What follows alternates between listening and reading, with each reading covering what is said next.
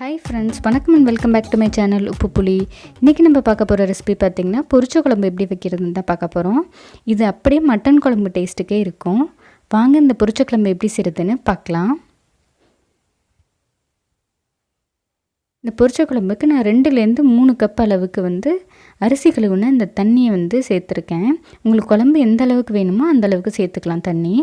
அரிசி கழுவுன தண்ணியை சேர்த்தா தான் இந்த குழம்பு டேஸ்டா இருக்கும். ஒரே ஒரு பெரிய வெங்காயத்தை பொடியா கட் பண்ணி இப்போ நான் அதில் சேர்க்குறேன். 2 தக்காளி சேர்க்குறேன். ஏன்னா பொரிச்ச குழம்புக்கு நம்ம புளி சேர்க்க மாட்டோம். தக்காளியோட ஃப்ளேவர் மட்டும்தான் நம்மளுக்கு புளிப்புக்கு இருக்கும். அதனால் 2 தக்காளி நல்ல பழுத்த தக்காளியாக சேர்க்குறேன். கொஞ்சமாக கருவேப்பிலை இலை சேர்க்குறேன். கொஞ்சமாக கொத்தமல்லி இலை, கொஞ்சமாக புதினா ஃப்ளேவருக்காக சேர்க்குறேன். இது சேர்த்தா உங்களுக்கு நல்ல ஃப்ளேவராக இருக்கும், அதனால் சேர்க்குறேன். இப்போ காய் பார்த்திங்கன்னா முருங்கைக்காய் 5லேருந்து 6 பீஸ் முருங்கைக்காய் சேர்க்குறேன். பீன்ஸ் 5லேருந்து 6 பீன்ஸ் எடுத்து இந்த மாதிரி கட் பண்ணி சேர்க்குறேன்.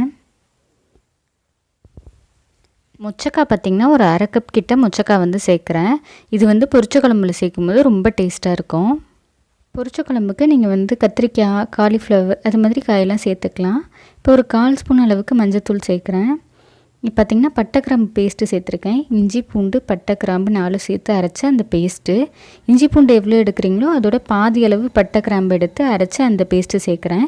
இது இல்லைன்னா இஞ்சி பூண்டு பேஸ்ட்டு நீங்கள் 1 ஸ்பூனாக சேர்த்துக்கோங்க. இப்போ 1 ஸ்பூன் அளவுக்கு கல்லுப்பு சேர்க்குறேன். குழம்புக்கு தேவையான உப்பு இதிலே சேர்த்துட்றேன் நான். இப்போ இதை நல்லா மிக்ஸ் பண்ணிவிட்டு ஃபஸ்ட்டு இந்த காயெல்லாம் வேகணும். நான் இங்கே குக்கரில் வேக வைக்கிறேன். நீங்கள் ப்ளைனாக கூட நீங்கள் வேக வச்சுக்கலாம். குக்கர்லனா உங்களோட குக்கர் எத்தனை விசில் வச்சா கரெக்டாக இருக்குமோ அதுக்கு தகுந்த மாதிரி வச்சுக்கோங்க. மேக்ஸிமம் 2 விசிலுக்கு மேலே வச்சிங்கன்னா ரொம்ப குழஞ்ச மாதிரி ஆகிடும். 1லேருந்து 2 விசில் வச்சிங்கன்னா போதும். உங்கள் குக்கருடைய அந்த கெப்பாசிட்டி பார்த்துட்டு நீங்கள் அதுக்கு தகுந்த மாதிரி வச்சுக்கோங்க. தேங்காய் பார்த்திங்கன்னா 1/4 கப் அளவு தேங்காய் இந்த மாதிரி கட் பண்ணி வச்சுருக்கேன் நான். அதை ஃபஸ்ட்டு சேர்த்துக்கிறேன். இது கூட பார்த்திங்கன்னா 1 ஸ்பூன் அளவுக்கு சோம்பு தூள் சேர்க்குறேன். சோம்பு தூளுக்கு பதிலாக நீங்கள் சோம்பு இருந்தால் சோம்பு சேர்த்துக்கலாம். இப்போ இதை ஃபஸ்ட்டு அரைச்சிட்டு அதுக்கப்புறம் தண்ணி சேர்த்து நான் அரைக்கிறேன். ஏன்னா இந்த மாதிரி கட் பண்ணி சேர்க்கும் போது உங்களுக்கு தேங்காய் அரைக்காத மாதிரி இருக்கும் தண்ணி ஃபஸ்ட்டே சேர்த்துட்டிங்கன்னா. அதனால் ஃபஸ்ட்டு ப்ளைனாக அரைச்சிட்டு அதுக்கப்புறம் கொஞ்சம் கொஞ்சமாக தண்ணி சேர்த்து இந்த மாதிரி அரைச்சிக்கோங்க. லாஸ்ட்டாக நான் என்ன பண்ணுறேன், பாதி தக்காளி மட்டும் இந்த மாதிரி அரிஞ்சு வச்சுருக்கேன். எதுக்குன்னு பார்த்தீங்கன்னா புளிப்புக்காக நான் இங்கே கொஞ்சம் தக்காளி எக்ஸ்ட்ரா ஆட் பண்ணுறேன். சப்போஸ் உங்கள் குழம்புக்கு புளிப்பு பத்தலைன்னு நினச்சிங்கன்னா இதில் இன்னும் கொஞ்சம் கூட தக்காளி ஆட் பண்ணி நீங்கள் ஃபைனாக அரைச்சிக்கலாம் அந்த மாதிரி பேஸ்ட்டாக. இந்த பேஸ்ட்டை நம்ம கடைசியாக குழம்புல சேர்க்க போகிறோம்.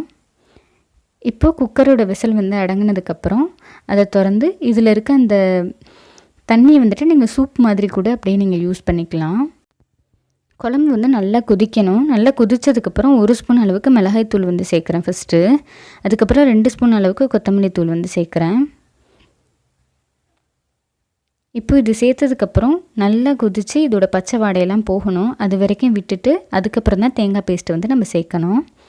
இது ஒரு 5லேருந்து 7 நிமிஷம் விட்டிங்கன்னா போதும். நல்லா இதோட பச்சை வாடையெல்லாம் போயிருக்கும். போனதுக்கப்புறம் நான் தேங்காய் பேஸ்ட்டு நான் சேர்க்குறேன்.